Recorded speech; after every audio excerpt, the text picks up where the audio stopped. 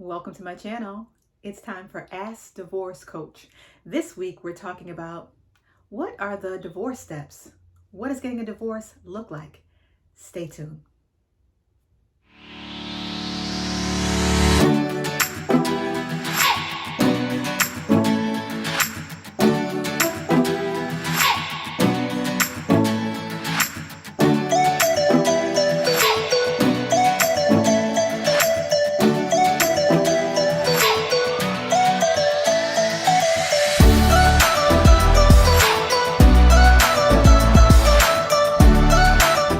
Andrea M. Stuckey here, the divorce liberator and your favorite divorce coach. Listen, it's time for Ask Divorce Coach. This is a segment here on my YouTube channel where I allow individuals to write in and ask questions about their divorce situation, or a relationship question.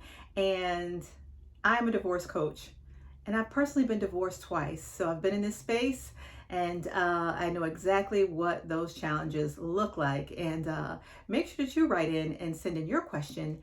askdivorcecoach@gmail.com, askdivorcecoach@gmail.com. So listen, let's jump right into today's question. I'm going to read it as is, and then I'm going to give you my personal feedback in relation to this question. The question says this: what is the order for divorce steps? I don't want to overwhelmingly melt down as the tasks come quickly. What's the best way to do this properly, gingerly, and amicably, right? Of course, take superb notes on plans, court, packing, moving, resources. And she puts a bunch of question marks.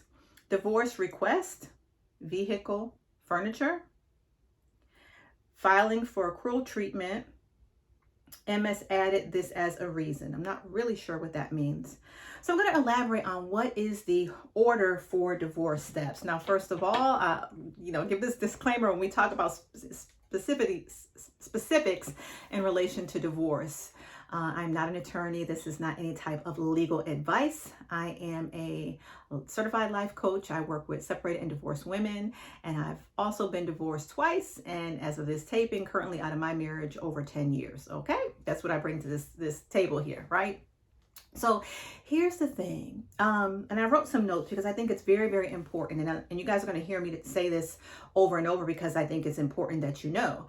Every state's laws regarding separation and divorce vary. Every state's laws regarding separation and divorce, they vary. So that is your first order of events. When you are thinking about a divorce or ready to file for divorce, you want to look at your state's basics, right? And as I said in previous videos, here in the state of Virginia, where I live, the two individuals have to be separated for at least 1 year, meaning they have to live in separate dwellings. If they have children, I believe, and if they don't, I believe it's 6 months. Don't hold me to that. But you have to check in your state. So I want to give that disclaimer first off, right? So that you understand what you're dealing with as you're planning and moving forward with your divorce, right? And this is also not an advocacy of divorce. And I like to put this out here. So as a believer, I know that divorce is a very uncomfortable situation. I'm not an advocate of divorce, though I have been divorced twice. And so when I work with clients, they have already made a decision to separate or divorce. I do not encourage women or men, for that matter, to leave their marriages. That is not up to me. I send them to therapy. That's always my suggestion. But once the decision is made and people are moving forward with their life and plans, that's where I step in. So I want to be really, really clear, especially for those of you who are new to me on the social media platforms, okay? So here's the deal. Number one, check the laws in your state, right? Will you be moving out based on the laws of your state, right? We're talking about steps. Okay, so if in your state you have to file and dwell, or if you have to relocate and be in separate dwellings, that will really be the first step. So you have to secure a place or space on your own or with someone else based on the law. That's going to, sort of catapult you in that direction. Okay, generally. Now let me get to some relationship specifics, because I think it's very, very important. And these are some questions I want whoever's watching and is in this situation to think about. And then I'm going to give some, concrete one, two, threes. But here's some questions that make a difference, because again, you're going to hear a lot of this. There's no one size fits all situation. So what's important is, the first thing I want to share with you is that you want to think about the nature of the relationship. Has it been an abusive relationship? Has it been very difficult to communicate? Are you in a physically domestic violence situation? And I'm not going to say that word too much here on YouTube. It can be a little challenged. But if you're in a physically challenged situation, this does not apply to you. I would like for you to call 1-800-799-SAFE, 1-800-799-SAFE, 1-800-799-7233 if there has ever been any physical challenges between the two of you in the relationship. This matters because that is a special situation when you're talking about the challenge of, could be some physical interactions there, if you guys follow me, right? That is not my expertise. If you choose not to call the hotline, if that's your situation, I could refer you to some domestic DM, I don't want to say, you know what I'm saying, experts that I know in the field, some colleagues that I have. So you can either, email me, DM me here, and I can definitely move you forward. But that is not my level of expertise. That is a whole different space. And so I want to be really, really clear. If that has been your history, then what I'm about to say does not apply to you. Okay? Emotional and verbal is still a form of abuse, but it's a different situation, right? When we talk about physical. So I want to be very, very clear here. The second thing is, have you ever discussed divorce previously with your spouse? So when we're talking about steps, if you have already discussed it and now you're just ready to make a move, that's very different than if it has never come across the table.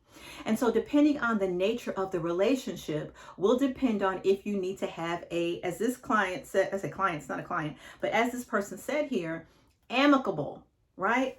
Well, you know that person better than anybody else.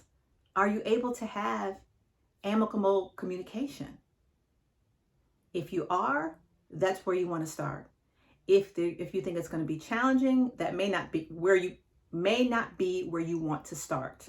Okay, you may want to give that information from afar. You may want to just make moves, and you have to make that decision because you know that individual, right? You know that individual best in terms of their responses and what's going to be easiest for you to make that move. If you know you're easily drawn in to these conversations, if you know for years or decades or during the course of the marriage that you have wanted to leave, that you have said there was going to be a divorce, but somehow you got pulled back in and you keep finding yourself over and over in this situation, then that may not be the way that you want to move, if you will, towards your divorce, okay? The next thing, are there any children involved? This is important. Because as you move through the course of divorce, and as we said, you check your laws for your state, then that will also change the way you move physically, literally, or not move, right? It will also change that amicable, quote unquote, conversation, if you're able to have that, or not, in regards to the children, right? Because it's not just you. Right? And so I'm going to share my story in just a minute so I can help some people as well. Right? How long have you been married? All these things are relevant, right? Because all these things are relevant. I'll get to those points in a second. Right? How long have you been married?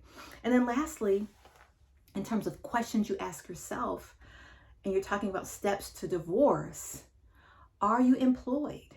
Right? Again, with the children part, or no children, are you employed? And are you financially able to make that physical separation if necessary? Right? Because if you have to leave your premises according to your laws, according to the advice of your attorney, if you have secured one, and I advise that highly, right? Then you have to know if you're ready to make those moves. I hope that makes sense to you. Right? Those are some questions you want to ask yourself first, really before you even start moving in that direction, okay? In terms of steps of the divorce. So here's the thing. Generally, number one, you have to obtain that legal separation based on your state's laws. And you may be able to receive during that separation temporary spousal support or temporary child, or usually child support goes to 18, but temporary spousal support and or child support. And that may help you financially to make that move. As I said earlier, you need to make sure that you obtain an attorney, right? Or you're planning to obtain an attorney. Consultations are usually free. So you usually can call or maybe step in the office and, get some general information from an attorney. They can tell you what those fees and costs will look like. Now, listen, if you're in a very amicable situation with your current spouse and you guys are in agreement to the divide, you're in agreement to, have a healthy communication in the regards that you can, equally split things, and you can come to a amicable decision, then you may be able to do it without an attorney. You may be able to do it. They have divorces online. I know people who've done it themselves. So you have to look at your own individual situation, right? But you do have to, if your state determines that you need to separate, you need to separate. Okay? Secure a safe residence. Secure a safe residence. If you're moving in with family members or you're alone with your children, you want to make sure your environment is safe. I'm going to say it again. You want to make sure your environment is safe, because that is going to be a huge stress relief if you're in an environment that you know is safe for you, if you're just a single woman, or if you have children. That's very important. And that was high on my priority list as I began to look for places to relocate to. You have to develop a plan. I'm stuttering over my words today. You need to develop a plan. Think about all the things I just mentioned to you, right? You need to develop a plan. And let me just interject right here and have some real talk. There is no easy way. There's no easy way. Even when you have two people, obviously, who want the divorce, it's a challenging time. Emotionally, physically, and financially. Now, there are some exceptions to the rule, right? There are people who can really sit down and say, hey, we're going to do X, Y, and Z, and we can split and we can do our own thing, and that's great. Most of the time, that is not the situation. And so I'd be remiss to pretend that it's an easy step to take, because it's not, right? Even if I give you a check-off list and share with you what that journey is going to look like, and I'm going to share mine in just a minute, it's not an easy road, right? Because not only are you physically transitioning, one of you are doing some type of moving physically, but also emotionally, and breaking that bond and breaking that tie is a challenge, right? Even though you know you want to leave, even though that person, your spouse, both of you know that the marriage has dissolved, it is still a very challenging time. And so that's why having support is huge. Because it's very easy for you to feel isolated as you're going through this journey. It's very easily for you to withdraw or go back to a very negative situation. Support is going to be key for you along this journey. And I'm very thankful that I had a great family and friends that supported me. I sought out therapy before I even left my second marriage. So I had a therapist, and I also received coaching in those early years. And then later on, I ended up coming back as a life coach, which is a whole nother story for a whole different day. Okay, so you want to develop a plan. You want to look at your finances, right? You want to take a look at your finances. As I said before, do you have a predictable income, and can you sustain yourself if you needed to actually relocate or move? Those are very, very important pieces.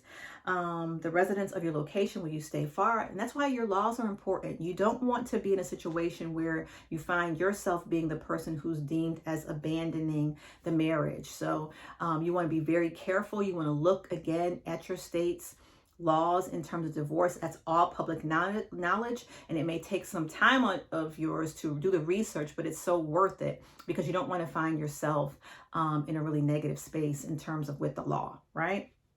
And then lastly, determine what your wants and your needs are. And so I know the person who wrote in stated, let me just pull that back up. It says divorce request, vehicle, and furniture. And then she kind of put a little emoji, kind of not sure.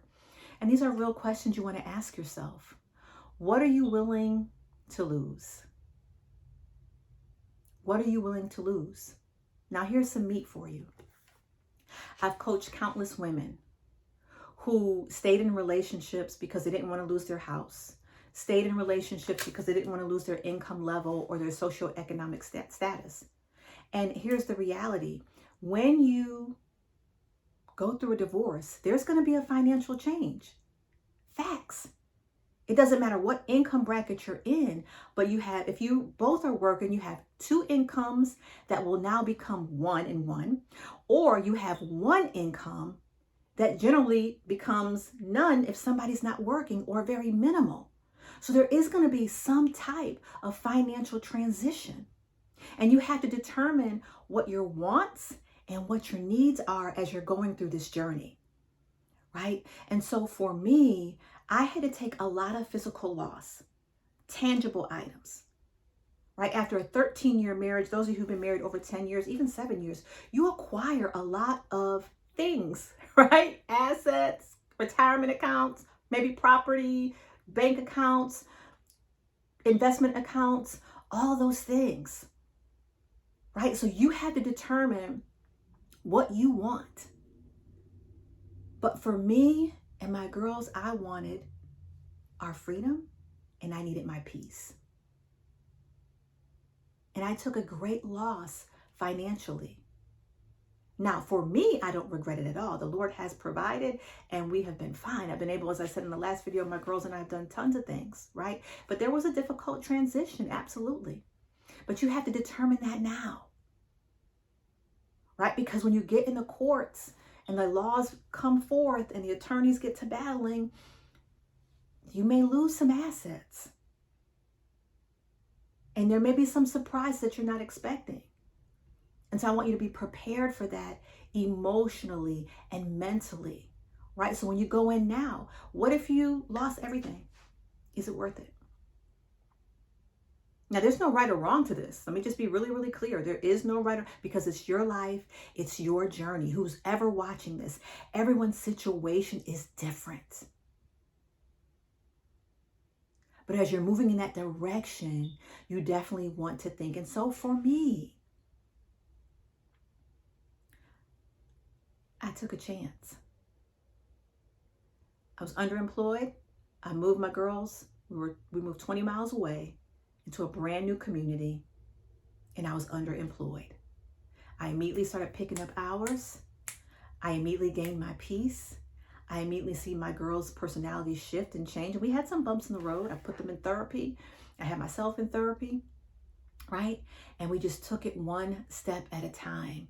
And it really was a walk of faith. And so for those of you who've been following me for these over 5 years, you hear me talk about the faith walk. And I can only talk about my personal testimony. And then I can also share with you countless women that I have spoken to, right? And people have different situations and circumstances. And I've seen almost all of it because this is the work that I do. And there's no judgment here. You just have to determine what it is that's most important to you in this season of your life and the next chapter of your life, right? You have to determine that. So I hope that something I've said for you has said to you guys today on this Ask Divorce Coach has been helpful.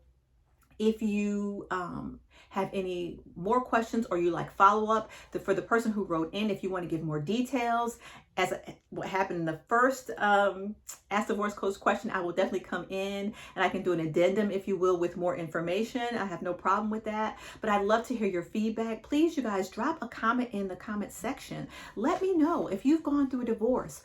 What was a few of the first steps that you took? Or what was something that you weren't expecting that happened during that journey? Let's share below as you comment. And make sure you send in your question if you have it to askdivorcecoach@gmail.com, askdivorcecoach@gmail.com. Again, I'm Andrea M. Stuckey, the Divorce Liberator and your favorite divorce coach. Make sure you subscribe to this channel, thumbs up, and share it out. And I'll see you next time. Bye-bye.